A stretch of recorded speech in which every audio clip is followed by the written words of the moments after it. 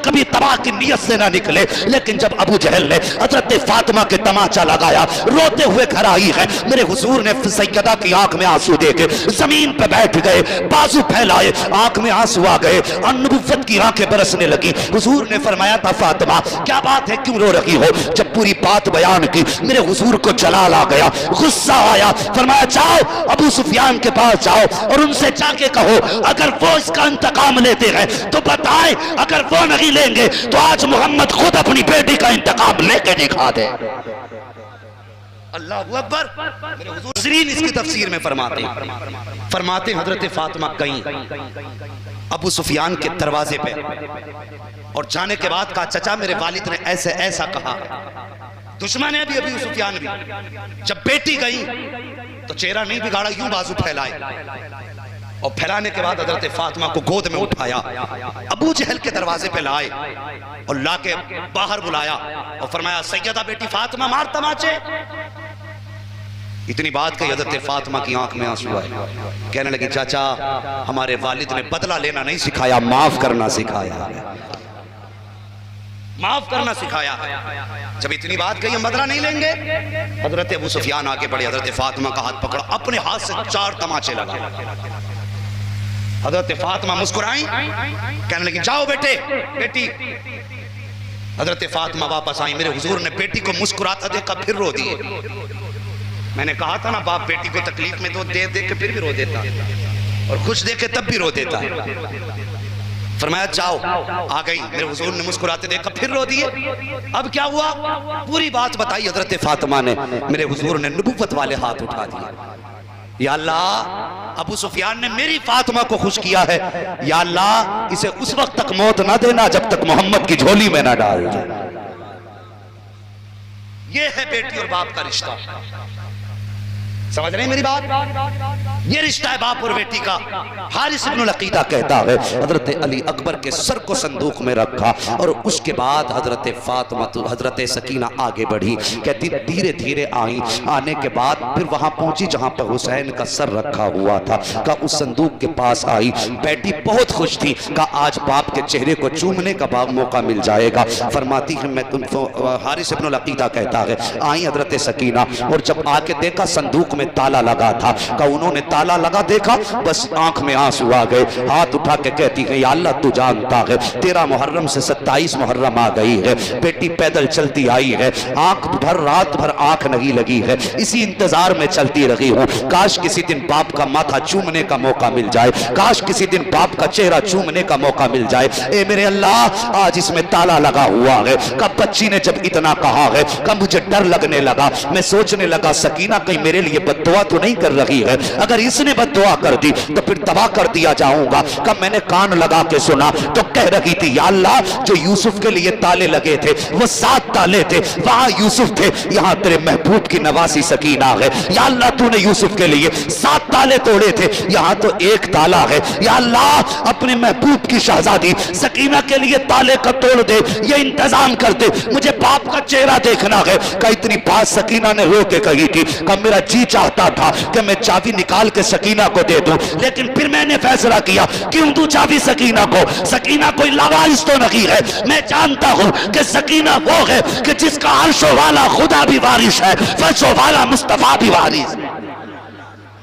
क्या जरूरत चाबी देने की? कहा मैंने चाबी नहीं दी। कहा भी हाथ नीचे नहीं आए थे। कहा जब सकीना ने देखा ताला टूट के पहले जमीन पे आ गया था। कहते सकीना के हाथ नीचे बाद में आए, ताला टूट के पहले नीचे आ गया। और अजीब मिलन था फिर बाप बेटी का। कौन लिखे इस तारीख को? वो कहता 27वीं शब थी, चांद भी छुपा था, सूरज तो था ही नहीं, रात थी। कहने लगा अंधेरा था। जैसे ही सकीना ने संदूक का ढक्कन खोला, कहता पूरे मैदान में ऐसी रोशनी निकली जैसे कि आसमानों से चांद जमीन पे उतर आया। का मेरी भी आंख खुल गई कि ये उजाला कैसा। मैंने यूं देखा कुछ न था, फिर देखा तो सरे हुसैन से ये रोशनी निकल रही थी। और यार सच वो है जो सर चढ़ के बोला करता। ये सदाकत थी इनकी। दुश्मन कहते कि ये रोशनी हुसैन के सर की थी।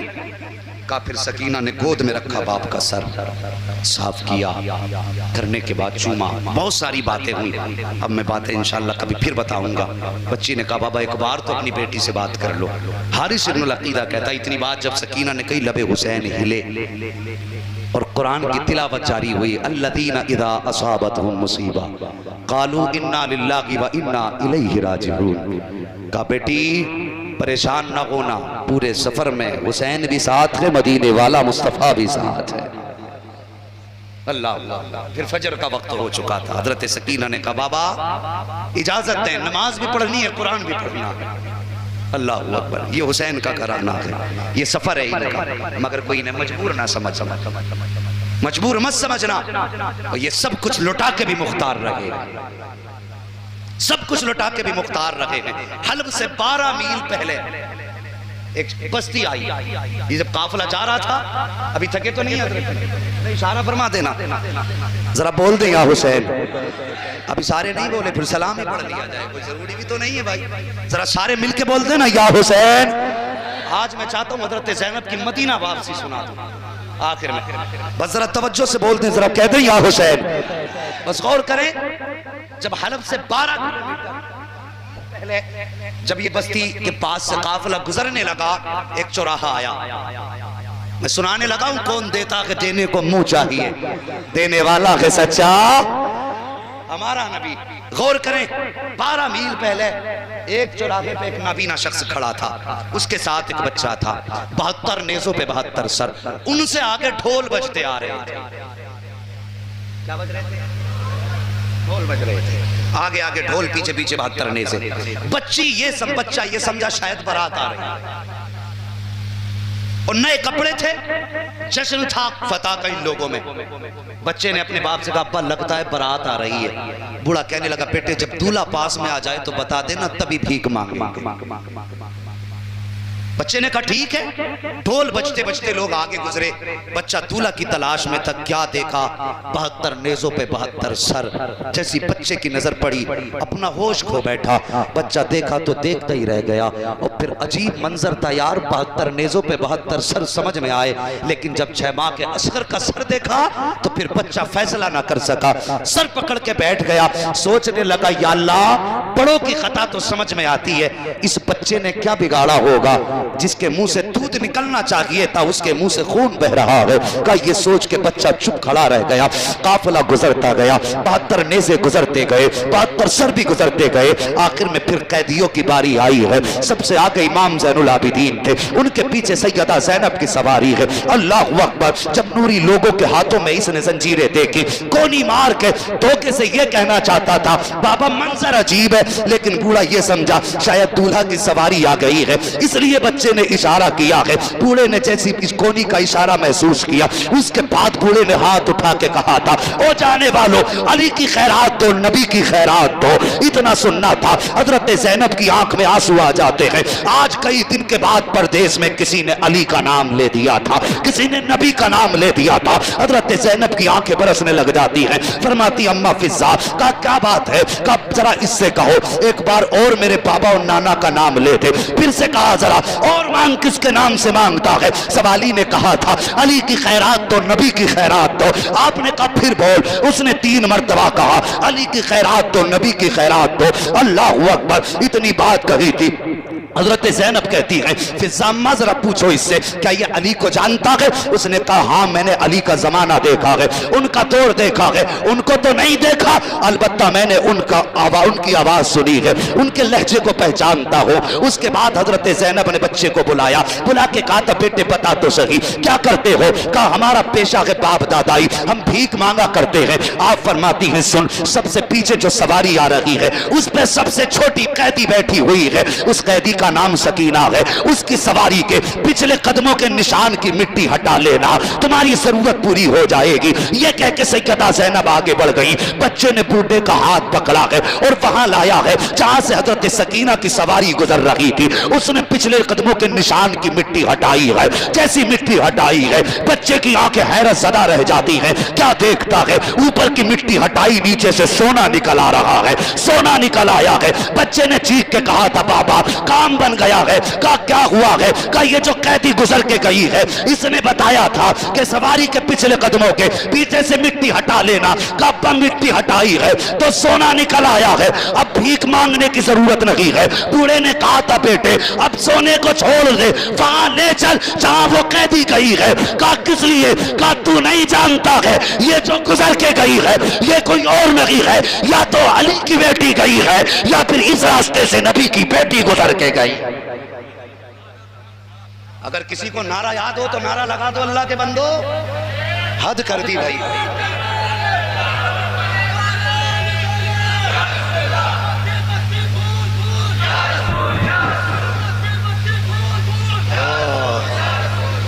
अल्लाह सलामत रखे।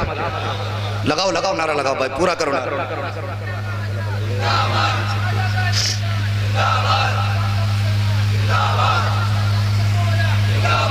अल्लाहु अकबर। कहा या तो अली की बेटी गई है या फिर नबी की बेटी गई है।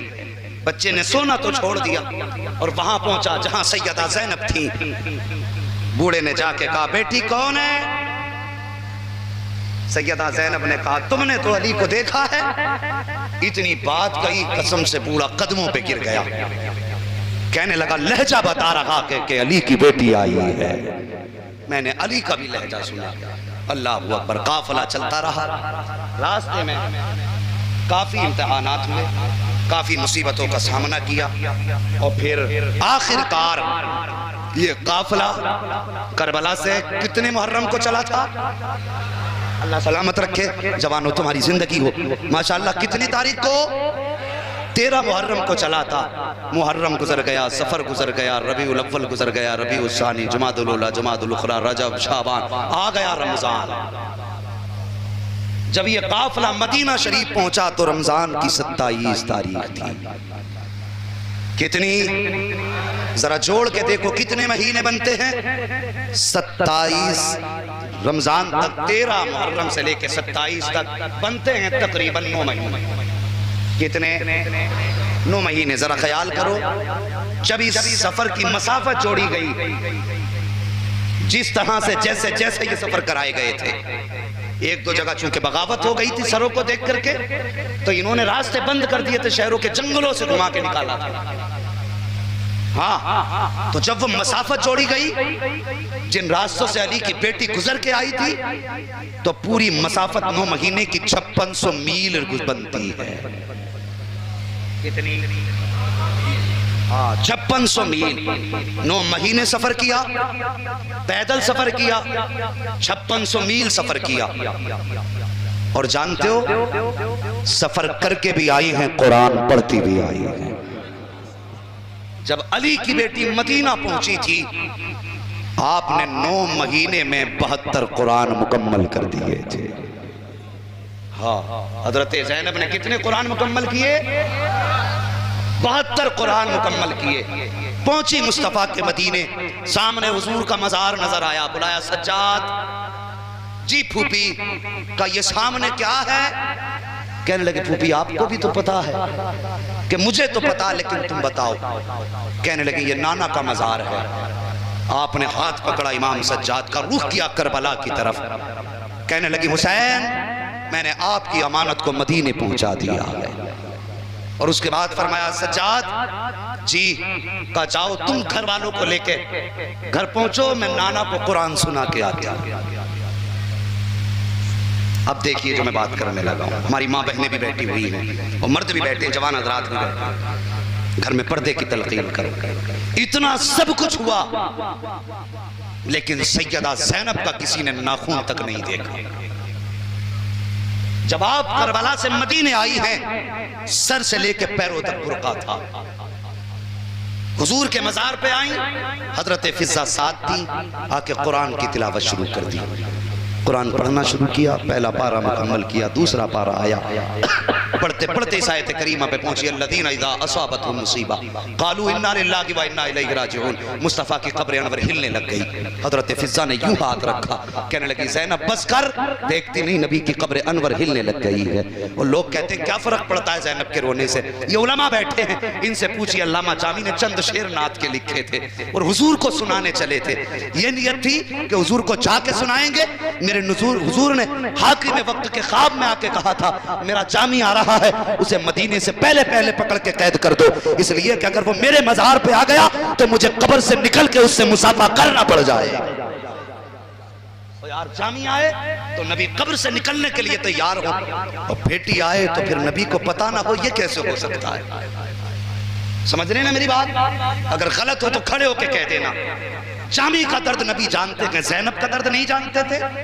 हजरत फ़िज़्ज़ा ने कंधे पे हाथ रखा, सैयदा बस कर, नबी के कब्र अनवर हिल रही, कहीं ऐसा ना हो कयामत आ जाए। मुस्तफ़ा की कब्र अनवर से आवाज आई, ज़ैनब जाओ, सब्र करो, घर जाओ, बताने की जरूरत नहीं है। जब तुम्हारे बेटे शहीद हो रहे थे, सिर्फ मैं ही नहीं सारे नबी मेरे साथ तुम्हारे बेटों की शुजाअत देख रहे थे।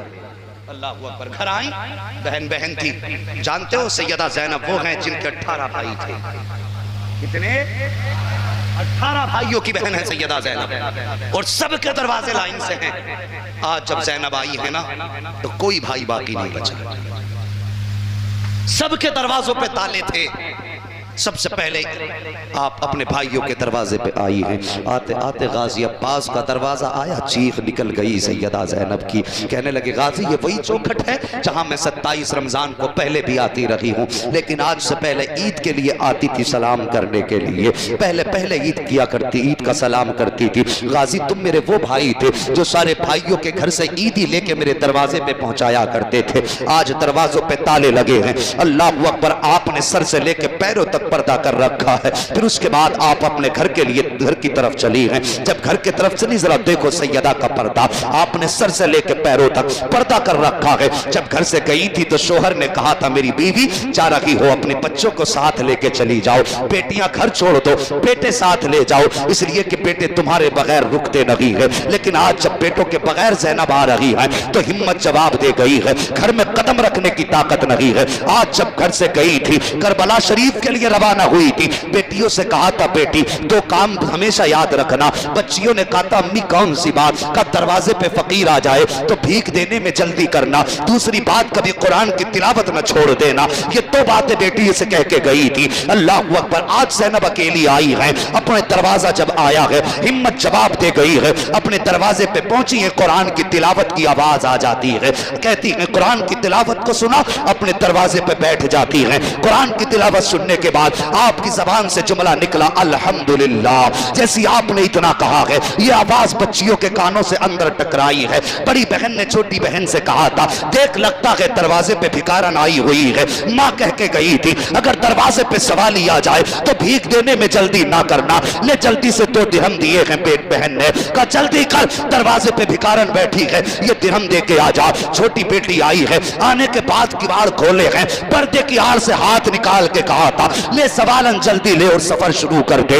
इतना सुना है हजरत ज़ैनब की आह निकल जाती है, फरमाती बेटी मैं कोई भिखारन नहीं हो। कहा फिर कौन हो? कहा परदेसी हो। कहा यहाँ क्यों बैठी हो? कहा तुम्हारा कुरान सुना, बस यही बैठ गई हो, इतना सुनना था। छोटी बेटी कहती है ओ परदेसी तूने कुरान हमारी माँ का नहीं सुना है, काश तूने सैयदा ज़ैनब का कुरान सुन लिया होता तो हमारे कुरान की तारीफ ना करती। तू क्या जाने जब हमारी माँ कुरान पढ़ती थी तो 18 भाई छुप छुप के सुना करते थे। जब हमारी माँ कुरान पढ़ती थी तो हमारे दादा हमारे नाना हजरत अली कुरान चुप चुप के सुना करते थे। तुझे क्या मालूम है कि हमारी माँ कितना प्यारा कुरान पढ़ती है? अल्लाह अकबर। आपने कहा बेटी और कुरान पढ़ो। बेटी जाके कुरान पढ़ना शुरू कर देती है। कुछ देर गुजरी है, वो यार थोड़ी सी देर गुजरी है कि आपके शोहर सितारे अरब हजरत अब्दुल्ला बिन जाफर तैयार आ जाते हैं। कैसा पर्दा सैयदा ज़ैनब का था कि अपने शोहर ने भी नहीं पहचाना है। आपने देखा दरवाजे पे शायद भिखारन बैठी है, चेहरा फेरा, जेब में हाथ डाला और हाथ बढ़ा के कहने लगे, लो ये अपना हिस्सा लो, सफर शुरू करो। इतना सुनना था, सैयदा ज़ैनब फिर चीख निकल जाती है, कहती मैं कोई भिखारा नहीं हूं। का फिर कौन हो? का परदेसी हो। आपने इतना सुना, कहते हैं अगर परदेसी हो तो सुनो, शाम हो गई है, मेरी बीवी परदेश गई है, मेरी बच्चियां उसे याद करके रोया करती हैं। ए परदेश जाने वाली, अगर तेरे पास थोड़ा वक्त हो तो कुछ वक्त मेरी बच्चियों के पास गुजार ले, ताकि बच्चियों की एक रात सुकून से गुजर जाए। इतना सुनना था, हजरत ज़ैनब उठी है, अभी चेहरे से नकाब नहीं उठाया है, घर में तशरीफ लाई है हजरत जाफर तैयार के शहजादे हजरत अब्दुल्ला ने बच्चियों से कहा था, बेटी परदेसी आई है, कोई मेहमान है, इनके पानी का इंतजाम करो, बिस्तर का इंतजाम करो, मुसीबत ज़्यादा लगती है, परदेश से आई है, थकी लगती है। ये बात अपने बच्चियों से कही हजरत अब्दुल्ला बिन जाफर तैयार ने। छोटी बेटी जल्दी से उठी है, हाथ में पानी का प्याला लाई है। लाने के बाद सैयदा ज़ैनब के आगे प्याला किया था, वो यार कयामत का मंजर था। जैसी हाथ में पानी का प्याला आया, सैयदा ज़ैनब ने कहा था, बेटी हमें पानी अच्छा नहीं लगा करता है। ये कह के प्याला वापस कर दिया। बड़ी बेटी ने कहा था, खातून बिस्तर कर दिया है, बिस्तर पे लेट जाए। आप फरमाते हैं कुछ दिन से हमें जमीन से अच्छा बिस्तर नहीं लग रहा है। उसके बाद आपने बिस्तर से इनकार किया तो साहिब बच्चियां भी अजीब होती हैं, औरतें बच्चियां बड़ी जल्दी मिल जाती हैं। जब सारी चीजों का इनकार हो गया, एक छोटी वाली बच्ची आके बैठ गई, आके बैठ के कहने लगी, परदेसी हो? कहा हाँ। का कहाँ की रहने वाली हो? का अरब के ही रहने वाले हैं। का किस खानदान से ताल्लुक है? कौन हो? आपने फरमाया मेरे दो बेटे हैं। इतनी बात कही है, छोटी बेटी कहती ताज्जुब है, तुम्हारे भी दो बेटे हैं, हमारे भी दो भाई हैं। का बताओ बेटे कितने बड़े हैं? सैयदा ज़ैनब ने कहा था, एक की उम्र 9 साल थी, दूसरे की उम्र 11 साल है। छोटी बेटी कहती है ताज्जुब है, हमारे भी भाई दो हैं, तुम्हारे भी बेटे दो हैं, हमारे भी एक भाई की उम्र 10 साल है, 9 साल है, तुम्हारे भी एक बेटे की उम्र 9 साल है, हमारे भी एक भाई की उम्र 11 साल है, तुम्हारे भी एक बेटे की उम्र 11 साल है। उसके बाद पूछा बेटी ने, कितने भाई हैं तुम्हारे? जब इतनी बात पूछी ना कितने भाई हैं, हजरत ज़ैनब कहती है 18 भाइयों की बहन हो। इतना सुनना था, छोटी बहनों चीख निकल जाती है छोटी बेटी की, कहती बहन जल्दी कर, अरब में कोई बहन ऐसी ना थी जिसके 18 भाई हो। 18 भाई तो सिर्फ हमारी माँ के हैं, लगता है कोई परदेसी नहीं आई है, हमारी माँ आ गई है। इतना सुन के बेटी दौड़ के आई है, कहा खातून जरा चेहरे से पर्दा तो हटा। हजरत ज़ैनब ने जैसी नकाब पलटा है, बेटियों की चीख निकल जाती है, कहती नहीं ये हमारी माँ नहीं हो सकती है। जब हमारी माँ गई थी तो उनके चेहरे पे शबाब के जलवे थे, उनके बाल काले थे, लेकिन इस खातून के चेहरे पे झुर्रियां है, बाल भी सफेद है, ये माँ नहीं हो सकती। हमारी माँ के साथ उसके बेटे गए थे, ये अकेली आई है, ये कोई परदेसन है। इतना चीख को सुना है, हजरत सितारे अरब अब्दुल्ला बिन जाफर तैयार आ गए। का क्या बात है बेटी? का बातें वो बता रही है जो हमारी माँ की बातें हैं, लेकिन चेहरे से माँ नहीं लग रही है। इतना सुनना था, हजरत ज़ैनब की सब्र के बंधन टूटे हैं, सब्र का बंधन टूटा है, बेटियों को सीने से लगाया है। फरमाती बेटी हो चेहरा न मोड़ो, मैं कोई और नहीं हूँ बल्कि तुम्हारी माँ सैयदा ज़ैनब हो। जब इतना सुना है, बहनों की चीख निकली, का माँ भाई कहाँ है, उन्हें कहाँ छोड़ के आई हो? हजरत ज़ैनब ने कहा था, ए बेटी हो मैं बेटे लुटा आई हो, मुस्तफा की उम्मत भी बचा के आई हो, उनका कुरान भी बचा के लाई।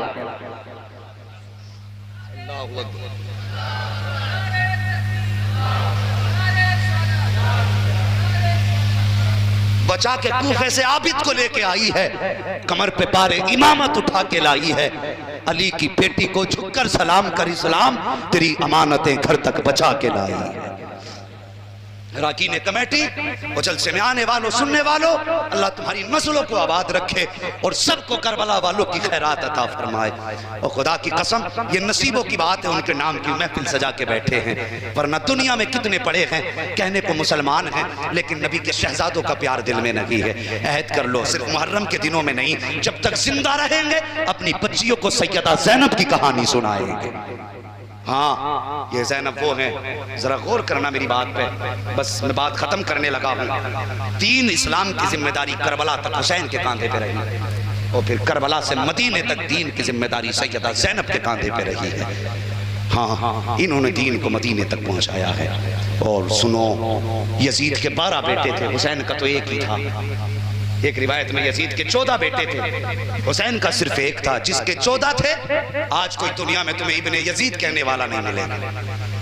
आज पूरी दुनिया में तुम्हें कोई नहीं मिलेगा जो कहे मैं यजीद का बेटा हूं, लेकिन खुदा की कसम मेरे हुसैन का एक था करबला में। आज पूरी दुनिया की कोई जमीन ऐसी नहीं जहां पे हुसैन के बेटे ना रहते। हाँ, पूरी दुनिया में आज मेरे हुसैन की औलाद मौजूद है। ये बात हकीकत है कि जो सर कट गए थे आज भी वही मौजूद हैं। दुनिया में वही खानदान है जो कटा था, काटने वाले मिट गए और कटने वाले आज भी मौजूद हैं। आला हज़रत फरमाते हैं तेरी नस्ल पाक में है बच्चा बच्चा नूर का, तू है ऐने नूर तेरा सब घराना नूर का। ओ जवानों हुसैन से प्यार करो। मैंने कहा सिर्फ मुहर्रम भर नहीं, पूरी जिंदगी हुसैन हुसैन करना है। मर के देख उनकी मोहब्बत में। फरमाया गया अला व माता अला हुब्बे आले मोहम्मद माता शहीदा। खबरदार होशियार आगाह हो जाओ, जो औलाद रसूल की मोहब्बत में मरेगा अल्लाह उसे शहादत का दर्जा अता फरमाएगा। और ये तो इतने पाक है, इनकी मोहब्बत में भी मर जाओ तो अल्लाह शहीद बना देता। अल्लाह ताला हम सबको करबला वालों का सच्चा पक्का इश्क अता फरमाए। वो जवानों जिंदगी बदलो, दुनियादारी छोड़ो, मुस्तफ़ा के दामन में आ जाओ, उनके नवासे से प्यार करो। खुदा की कसम जो हुसैन का प्यारा हो गया वो मदीने वाले मुस्तफ़ा का प्यारा हो जाएगा। हाँ, ये कानून भी है। मेरे हुजूर ने दुआ की थी ना, या अल्लाह मैं इनसे प्यार करता हूँ, तू भी इनसे प्यार फरमा, और जो इनसे प्यार करे तो उससे भी प्यार फरमा। यही तो कहानी बन गई हम लोगों की, वरना हम तो पापी थे, खाती थे, बख्शिश के कोई ठिकाने ही नहीं थे, बस बहाना मिल गया। हुजूर ने फरमा दिया तुम हुसैन से प्यार करो, मैं भी तुमसे प्यार करूंगा। वो तो निहायत सस्ता सौदा बेच रहे हैं जन्नत का, हम मुफलिस क्या मोल चुकाए, अपना हाथ ही खाली है। बस हुसैन से प्यार करो। वह बशर साबिरीन, खुशखबरी है सब्र करने वालों के लिए। मुस्तफ़ा की औलाद ने सब्र का दामन न छोड़ा। आज देखो खुदा की कसम दुनिया भी उनकी कर दी गई, आखिरत भी उनकी कर दी गई। वे बड़े पावरफुल लोग हैं। सुनते हो करबला से वापसी के बाद जब अब्दुल मलिक बिन मरवान जब बैठा ना कुर्सी पे, इमाम सज्जाद ने तारीख दुनिया होकर के इमाम ज़ैनुल आबिदीन गोशा नशीन हो गए, सब कुछ छोड़ दिया। तो इसने देखा यार हुकूमत मेरी है, लेकिन दिल आज भी इन्हीं की तरफ झुके जा रहे हैं। इसने पैगाम भेजा कि इमाम ज़ैनुल आबिदीन को बुलाया जाए। आपने फरमाया ये हमारी शान नहीं, हम बादशाहों के दरबार में जाएं, बादशाहों की अटके तो वो हमारे दरबार में आए। आपने फरमाया अगर फकीर बादशाह के दरबार में जाएं तो इसमें बादशाह की तौहीन है, और अगर बादशाह फकीर की चौखट पे आए तो इसमें बादशाह की इज्जत हुआ करती है। मुझे नहीं आना। उसने अपने फौजी भेज दिए और कैद करा लिया इमाम ज़ैनुल आबिदीन। कैद करा के दरबार में बुलाया और बुला के कहने लगा आप क्यों नहीं आ रहे, मैंने बुलाया था। आपने फरमाया देख हमने गोशा नशीन इख्तियार कर ली है, तू अपना काम कर, हमें अपना काम करने दे, हमें न छेड़, हम अल्लाह अल्लाह में लगे। कहा नहीं मैंने बुलाया था, आना चाहिए था। आपने फरमाया सुन तेरी बादशाह से मुझे कुछ नहीं लेना देना, और तेरी बादशाह तू जाने, तेरी बादशाह जाने। तो कहने लगा तुम्हारे पास है क्या। तो आपने फरमाया जा हमारे मुंह ना लगे। क्या फरमाया हमारे, सुन ले सारे लोग, हमारे बोल दो यार सारे, हमारे मुंह न लग। उसने कहा अच्छा ये बात है। कहने लगा यजीद के पास ताकत थी, उसने आपको कैद करा लिया, मेरे पास ताकत थी, मैंने आपको कैद करा लिया, अब तुम्हारे पास ताकत हो तो दिखाओ। आपने इतना कहा, कहने लगे अली के बेटों के मुंह नहीं लगा करते। आपने फरमाया अली के बेटों के मुंह नहीं लगा करते। कहा दिखाओ ना ताकत। इतनी बात कोई आपकी जबान से निकला अल्लाह, एक बार, दूसरी बार अल्लाह, तीसरी बार कहा अल्लाह। इतना कहा पेड़ियां हथकड़ियां टूट के सारी गिर गई। जब टूट के गिरी ना तो वो अपनी जगह से उठ के खड़ा हो गया। आपने फरमाया बैठ जमीन पे, फौरन डर के बैठ गया। आपने फरमाया सुन कल भी ताकत हमारे पास थी, आज भी ताकत हमारे पास है, फर्क यह है जब खुदा कहता है तब ताकत दिखाते हैं, जब वो नहीं चाहता हम ताकत नहीं दिखाया करते। नारे तकबीर, नारे रिसालत, हुसैन का दामन, हुसैन का दामन नहीं छोड़े। अल्लाह सलामत रखे, जवान तुम्हारी जिंदगी हो। और भाई इतने प्यार से आपने अब तक बैठ के अपने आका का जिक्र सुना। और या अल्लाह हम इतनी दुआ करते हैं तेरे महबूब का वास्ता, क़यामत के दिन इन आंसुओं के सदक़े में या अल्लाह हमारी मग़फ़िरत फरमा देना। जो आंखें बरसी हैं या अल्लाह ये तेरे महबूब के नवासों की याद में बरसी हैं। या अल्लाह तुझे इन आंसुओं का वास्ता हराने वाले की मेहनत कबूल कर ले, हराने वाले के सफ़र को कबूल फरमा ले। जो दूर दराज से चल के आए हैं या अल्लाह इन्होंने जितनी मसाफत यहाँ के लिए तय की है या अल्लाह उतनी मसाफत इनके लिए जन्नत से करीब फरमा दे।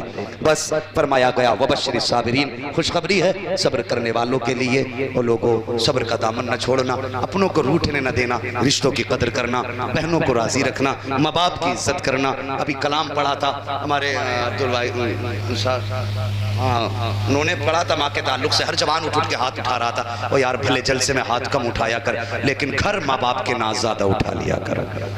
यहाँ तुम मौलवी को माँ के नाम पे 10-10 हज़ार लुटा रहे हो, जरा दिल पे हाथ रख के देखना, क्या तुमने माँ जो 1000 रुपए माँ की मोहब्बत में मौलवी पे लुटाए, क्या तुमने उसी में से 100 रुपए का माँ का चश्मा संभलवा के ला के दिया? वो जरा ख्याल करना। मैं कोई ज्यादा लंबी तकरीर नहीं, 2 बातें कह के जा रहा हूँ। तुमने 1000 रुपए हम पे उड़ाए माँ के नाम पे, बताना क्या तुमने उसमें से 50 रुपए की बाप की या माँ की दवा ला के दी? इसको जरा दिल पे रख के सोचना।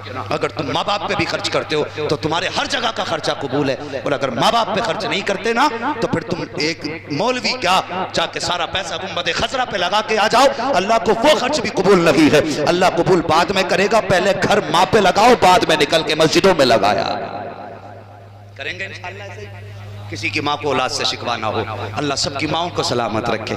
या अल्लाह हुसैन की माँ का वास्ता जितनी माएँ दुनिया से गई हैं सबको जन्नत अता फरमा दे। साहब रात में वापस हो रहे थे, हाँ एक बाप को मैंने देखा बच्चे को कंधे पे बैठा रखा उसने। और समझो यार जरूरी नहीं है तुम्हें काला काला रसूलुल्लाह सुनाया जाए तब तुम्हारी समझ में आए। मेरे उस्ताजों ने मुझे बताया बेटे जैसे लोग सामने बैठे हो वैसी गुफ्तगू करना। आपके सामने मैं इंग्लिश बोलने लगूं कोई नतीजा, अरबी झाड़ने लगूं कोई नतीजा, जुमलों के अंबार लगाऊं कोई फायदा। हम तो इतना जानते हैं जी जब किसानों से बात की जाए तो जमीन के लेवल पे हो। हाँ तो वो बाप ना बेटे को कंधे पे बैठा के, मगरिब और इशा के वक्त का गालिबन बीच का वक्त था, और जहां वो खड़ा था ना उसका घर वहां से 3 किलोमीटर दूर था। खड़ा नहीं चल रहा था, बड़ी तेजी से जा रहा था, बहुत तेजी से। मैंने कहा मौलाना जरा पूछो कौन है, कहाँ जा रहा है? तो उसने कहा बताया फला जगह जा रहा है। तो हमने कहा बैठ जाइए। जब वो बैठा ना मैंने कहा भाई इतनी रात को कहाँ से आ रहे हो? तो सुनो, उसने अपने जो कंधे पे बेटा था ना उसने कहा मौलाना अपने बच्चे की दवा मुरादाबाद से लेने गया था।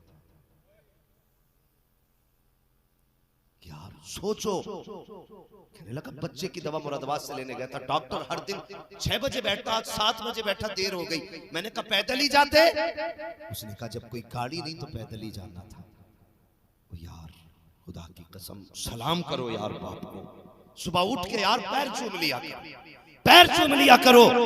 तू मोटरसाइकिल पे ले जाना अस्पताल को गवारा नहीं करता, ये तुझे कई कई किलोमीटर कंधों पे बैठा के तेरी दवा लेकर के आता है। इससे पूछ के बाप तू अस्पताल में इतने घंटे रुका, तुझे रोटी मिली कि नहीं मिली? तूने इतने घंटे लाइन में लग के गुजारे, किसी ने कुछ तुझे जूस पिलाया कि नहीं पिलाया? तूने कितनी रात अस्पतालों में जाग के गुजारी, कोई तुझे सुलाने वाला था कि नहीं था? और खुदा की कसम मैंने परेशान बापों को देखा है, खुद तो धूप में तपते हैं लेकिन कभी अपने रुमाल से बच्चे की हवा करते हैं, कभी माएं आंचल में छुपाती है, कभी सीने से लगाती है। हाँ बारिश पड़ी थी, मैंने एक माँ को देखा था, उसने बच्चे को सीने से लगाया और यार खुद झुक के बैठ गई, सारी बारिश बदन पे उतार दी, एक बूंद बेटे पे नहीं आने दी। और जब तू छोटा था ये बड़े थे, कोई बूंद तुझ पे नहीं आई थी, आज ये छोटे हो गए हैं, तू बड़ा हो गया है, तेरी जिम्मेदारी ये है कि कोई बूंद इनके बदन पे आनी नहीं चाहिए। नारे तकबीर, नारे रिसालत, उलमाए अहले सुन्नत, मसलके आला हजरत। औलाद औलाद होती है, माँ बाप होते, माँ बाप होते। इसलिए माँ बाप की इज्जत करेंगे। बोलो इंशाअल्लाह। अगर अब भी कोई ना माना तो तुम्हें लगता है कि तुम्हारे ये ऐलान तुम्हें जन्नत दिला देंगे? तुम्हारी ये लंबी मिसवाके जन्नत दिला देंगे? सुन, अगर माँ बाप को तकलीफ दी और माफी नहीं मांगी है ना तो काबे में मर भी जाएगा ना तब भी तुझे उसे सजा के बगैर जन्नत नहीं मिल सकती है।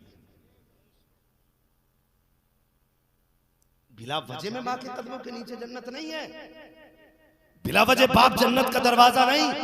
यही बाप था जिसे बाजार में बेचा जाता था, यही मां थी जिसे बाप के इंतकाल के बाद बेटे अपनी कनीज बना के रखते थे। लेकिन जो तकलीफें मां ने बच्चे के लिए उठाई ना, तो फिर इसका बदला इसके कदमों में जन्नत ही हो सकती थी।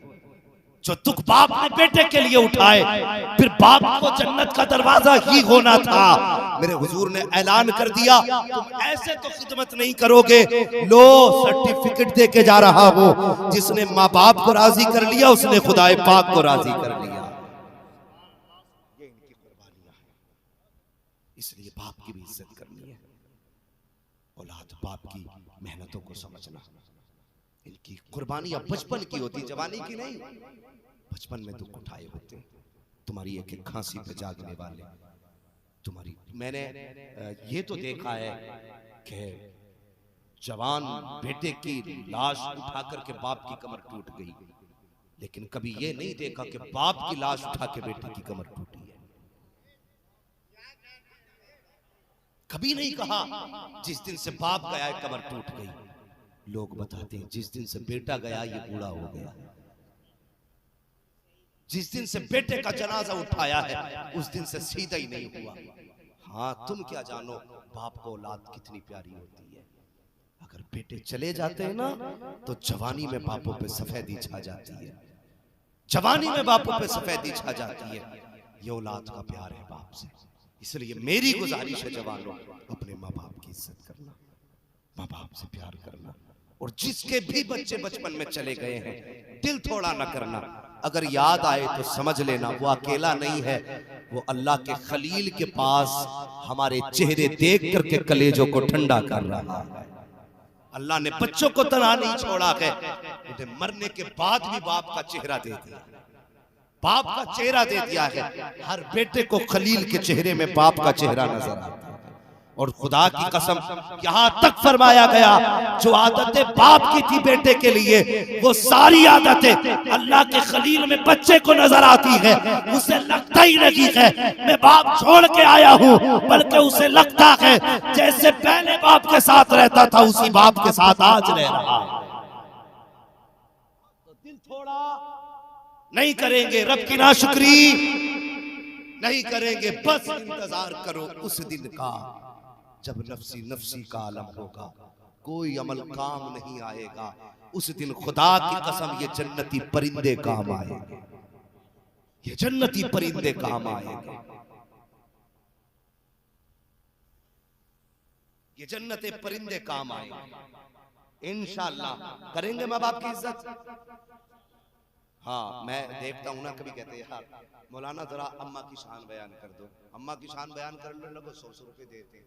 मौलवी ने अम्मा की शान बयान कर दी, 100 रुपए देने लग गए। कभी अम्मा ने दवा के लिए 20 रुपए मांगे तो दे के आएगा। कभी सोचो, ये वो छोटी छोटी बातें जिस पे हम ध्यान नहीं देते। मौलवी को 10 लाख दे दे, अगर अम्मा परेशान है तो कोई फायदा नहीं। सुन लो पहले बात, अम्मा परेशान है, हाँ जैसे हमें देते हो ना, कभी माँ को बैठा के कहना, माँ कभी सर्दियों में तू मेरे गीले बिस्तर पर लेटी होगी, मुझे अपने सीने पे सुलाया होगा, मुझे तेरी उस अदा पे प्यार आ रहा है, कभी नोटों की गड्डी निकाल और यूं माँ के ऊपर उड़ाना शुरू कर। खुदा की कसम तू नहीं जानता है, तेरी मेहनतों से वो दौलत नहीं आएगी जब तू ऐसे माँ के ऊपर उड़ाएगा। माँ तेरी रातों की नींद का सदका, ये तेरे जागने का सदका, ये रातों को उठ के सीने से लगाने का सदका, ये गर्मी में आंचल से हवा देने का सदका, ये सर्दी में सीने से लगा के गर्मी देने का सदका, ये बीमारी में जागने का सदका, ये उठ उठ के रातों को जगाने का सदका। जब ऐसे उड़ाएगा माँ के हाथ उठेंगे। खुदा की कसम माँ के जब हाथ उठते अल्लाह का अर्श हिलता है। मालिक मैं उस वक्त तक हिलूंगा जब तक माँ की दुआ कबूल नहीं की जाएगी। रब फरमाता सुन, तूने हिलना बाद में शुरू किया है, मैंने माँ की दुआओं को तेरे हिलने से पहले कबूल फरमा लिया। नारे तकबीर, नारे रिसालत, उलमाए अहले सुन्नत मसलके आला हजरत, नारे तकबीर, नारे रिसालत। समझ रहे मेरी बात? तो लेकिन क्या करूं, मैं उस कौम से बात कर रहा हूं, उस कौम से बात कर रहा हूं जो सुबह उठती है ना, सबसे पहले तो यूं हाथ चलता, आ गया हाथ में मोबाइल,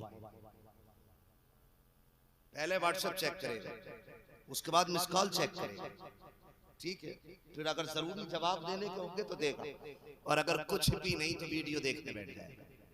अगर दिल भर गया देखते देखते तो पबजी खेलने बैठ जाएगा, उससे भी दिल भर गया और गेम खेलने बैठ जाएगा, और खुदा के बंदे ये मोबाइल तबाह कर देगा।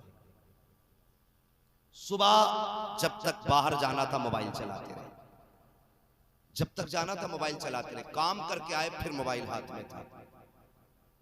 सुन, तूने 8 घंटे मोबाइल को दिए, कितने बोलो कितने? बुरा मत मानना, कड़वी सच्चाई है। जो बचपन में मोबाइल चलाएंगे वो जवानी में प्याले लेके हाथ में भीख मांगेंगे, ये याद रखना मेरी बात। हाँ, सोशल मीडिया का दौर है, ये बाकी रहेगी बात। और कभी सुन लेना, कोई कह के गया था अपनी जवानी में जाकर के, बचपन में मोबाइल ना चलाया होता तो आज लोगों के धक्के नहीं खा रहे होते। और सुनो, अगर बचपन में कलम संभाल लिया तो मोबाइल की औकात क्या है, पूरा इंटरनेट तुम्हारे कदमों में पड़ा होगा। लेकिन शर्त ये कुछ बनो, और अगर कुछ बन भी गए, बड़ी मसरूफ दुनिया। आज एक दस्तरखान पे 6-7 लोग बैठते शुएब भाई, लेकिन दस्तरखान पे 6-7 के बैठने के बावजूद किसी को ये फुर्सत नहीं दूसरे वाले से ये पूछ ले आज दिन कैसा गुजरा। पहला आगा मोबाइल लेके बैठ गया, दूसरा आया वो भी लेके बैठ गया, तीसरा आया। एक दस्तरखान पे 12 लोग हैं, लेकिन 12 होके भी अकेले हैं, भीड़ में भी अकेले हैं। महीनों में मिले हो यार, हफ्तों में मिले हो, सुबह से शाम तक मिले हो, तुम्हें फुर्सत नहीं मिली, तुमने यहाँ के भी मोबाइल चलाया। इस्लाम की थ्योरी को समझो, रब ने तुम्हें 5 वक्त की नमाज दी, वो चाहता तो घर में फर्ज कर देता, वो चाहता तो अकेले पे कह देता जहाँ वहाँ पढ़ लो, लेकिन उसने जमात का हुक्म दिया, जमात से नमाज पढ़ो। किस लिए? कि पूरी बस्ती वाले एक वक्त इकट्ठे हो फजर में, एक दूसरे को खैरियत पूछो और बताओ। फिर जोहर में बुलाया गया, अपनी खैरियत पूछ और बता। फिर असर में बुलाया गया, अपनी खैरियत पूछ और बता। फिर मगरिब में बुलाया गया, अपनी खैरियत पूछ और बता। फिर इशा में बुलाया गया, अपनी खैरियत पूछ और बता। और खुदा ने तुम्हें 5 वक्त बुला के एक दूसरे की खैरियत के लिए इकट्ठा किया, और तुम 5 वक्त गए, खैरियत ना पूछी। अपने घर में होकर के तुम एक दस्तरखान पे बैठ करके अपने बाप से नहीं पूछते हो दिन कैसा गुजरा है, भाई से नहीं पूछा दिन कैसा गुजरा है, माँ से नहीं पूछा दिन कैसा गुजरा है। अरे लानत हो ऐसे मोबाइल पर जिसने एक बिस्तर पे बैठने वालों को एक दूसरे से अलग कर दिया है। अगर हुजूर से प्यार है, इकट्ठा हो, लगाओ मोबाइलों को और पूछ बात कि बाबा बता दिन कैसा गुजरा है, माँ बता तेरी तबीयत कैसी है, भाई बता कहाँ रहा दिन भर, कैसा वक्त गुजरा। खुदा की कसम जब तू पहुंचेगा ये मुस्कुराएंगे, अगर ये मुस्कुराएंगे तो रब की जानिब से तेरे गुनाहों पर बख्शिश के कलम फेर दिए जाए।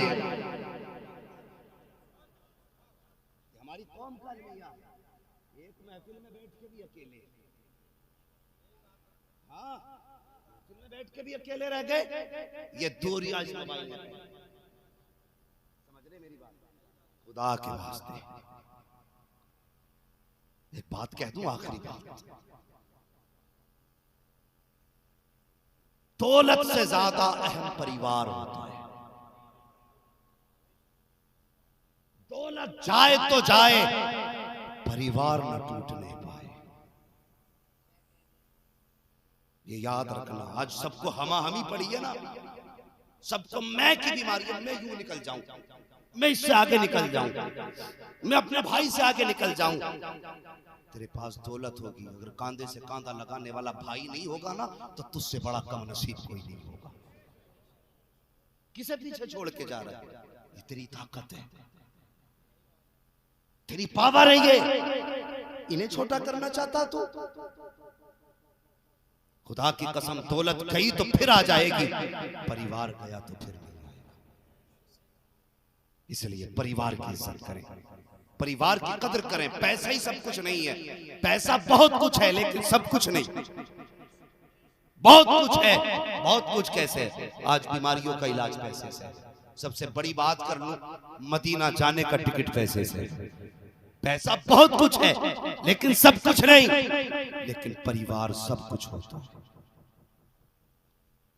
अब जब खुदा बंदों को दूर नहीं देखना चाहता तो फिर तू बंदा होकर के एक जगह बैठ के दूर क्यों? मोबाइल बंद कर, पूरा दिन तो मोबाइल चलाया है, 10 मिनट माँ को दे दे, 10 मिनट बाप को दे दे, इनकी खैरियत पूछ ले। खुदा की कसम, लोग कहते नहीं मैं मोबाइल पे जो है ना गूगल पे सर्च करके पढ़ाई करता हूं, मैंने कहा अंधा है तू।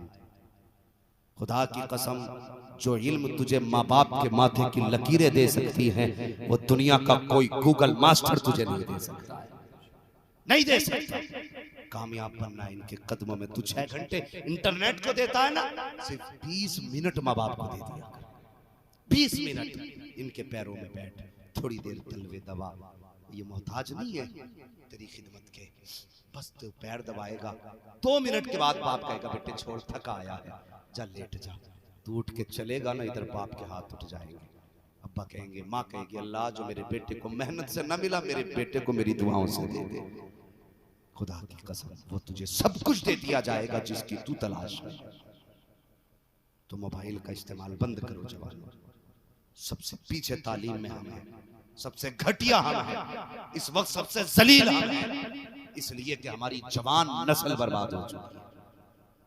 हो नहीं रही है, हो चुकी है, ये डूब चुकी है, अभी से निकालना है, बचाना नहीं, किनारे पे नहीं गिर गई, अभी से बाहर आना। बाहर कैसे आओगे? डॉक्टर इकबाल ने कहा था की मोहम्मद से वफा, तूने तो हम तेरे हैं, ये जहां चीज है क्या लोहो कलम तेरे हैं, कुल्लु मन अलैहा फान, हर चीज फना हो जाएगी। खुदा के वास्ते ऐसी मौत ना मरना कि तेरा जनाजा हो लोग पीछे से कहें अच्छा हुआ चला गया, बल्कि ऐसी मौत मरना जब तू जाए कोई यतीम रो के कहे हमारा सहारा चला गया, गरीब कहे हमारी हिम्मत चली गई, कमजोर कहे हमारी ताकत चली गई। अगर ऐसे जाएगा ना, खुदा की कसम, कब्र में उतरने से पहले मुस्तफा कह देंगे आ कफन बाद में हटेगा, मदीने वाला तेरी कब्र को पहले रोशन फरमा देगा। हाँ, उजाले अपनी यादों के हमारे साथ रहने दो, न जाने किस गली में जिंदगी की शाम हो जाए। हाँ, अल्लाह ताला माँ बाप को सब्र जमील अता फरमाए, अजर जजील अता फरमाए।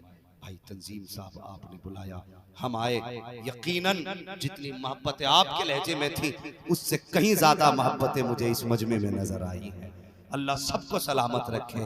और भाई जोहर अली और आपके परिवार से मैं गुजारिश करूंगा, अगर आप दुख करेंगे ना तो फिर तकलीफ आपके बच्चे को होगी। हाँ हाँ, मैं तो गुजारिश करता हूँ, सारे तंजीमों से गुजारिश है कि नमाजी बन जाए। हाँ, इंशाअल्लाह वक्त होता है इस पे मैं गुफ्तगू करता हूँ, लेकिन आज मौजू कुछ ऐसा था। नहीं ताती ना, मगर क्या करेंगे बताइए, जब चाचा ही लोग नहीं जाते मस्जिद में, अब्बा बैठा रहता, वो चौराहे पे बैठा कह रहा, वो देखा प्रधान को कि हाँ कि उसने वो मैट टेढ़ी कर दी, तुझे प्रधान की मेहनत दिखाई देगी, कब्र दिखाई नहीं दी। पूरी जिंदगी हो गई बटिया करते करते, कुछ कब्र का भी इंतजाम कर।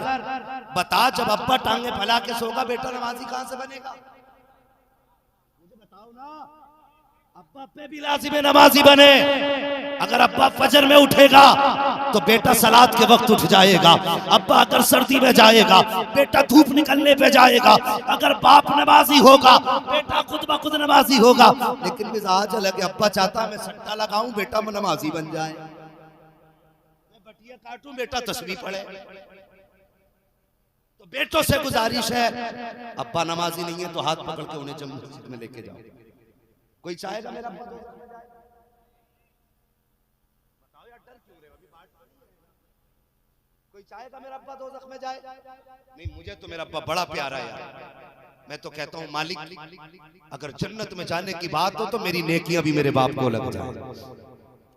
हाँ, तो हर बेटा ये चाहता है मेरा बाप जन्नत में जाए। चाहते हो ना तो फजर हो तो अब्बा का हाथ पकड़ो कि अब्बा जी, अब्बा बाद में, खुदा के बंदे पहले, हाथ पकड़ के तू भी चल अब्बा को भी लेके जा। और अगर अब्बा नमाजी बेटा नहीं जाता तो फिर अब्बा की जिम्मेदारी है कि औलाद की अगर कांटा चुभ जाए बेटे को गवारा नहीं है, तो दोज़ख में बेटा चले अब्बा को गवारा नहीं होगा ना। तो जब यहाँ की आग बर्दाश्त नहीं वहां की कर लोगे तो यही हाथ पकड़ के खींच के ले जाओ, चल बे सोगा बाद में नमाज पहले अदा की जाएगी। और अगर दोनों ही बेनमाजी हो तो फिर माँ बहनों से गुजारिश है रोटी बंद कर दो, कह दो खाना बाद में मिलेगा, 5 वक्त की नमाज पहले पढ़ाई जाएगी। फिर हम नहीं जानिए कौन छोड़ देगा। इसलिए ये एक सख्ती वाली बात है। फिर जहां तक बात रब की बंदे से रिश्ते की है ना, तो फिर उसमें सख्ती क्या। तो यार जब रब की याद आ जाया करे तो मुसल्ला बिछा दिया करे। हाँ, अकीदा ये रखो हमारा रब हमारे साथ है। सच बात ये अकीदे कमजोर हो गए हमारा ये अकीदा ही नहीं हमारा रब हमारे साथ है।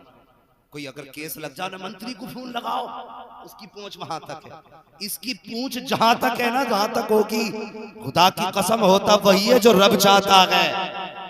अगर मुसीबत आए तो मंत्री के दरवाजे पे न जा, मस्जिद में चला जा, 2 रकात नमाज हाजत पढ़, और तू 6 घंटे मंत्री को रोके दिखाता है, 2 मिनट रब को रोके दिखा दे, वो एक परेशानी दूर करेगा। अगर तूने 2 मिनट उसे रोके दिखा दिया, अल्लाह तेरी जिंदगी की सारी परेशानियां दूर फरमा दे।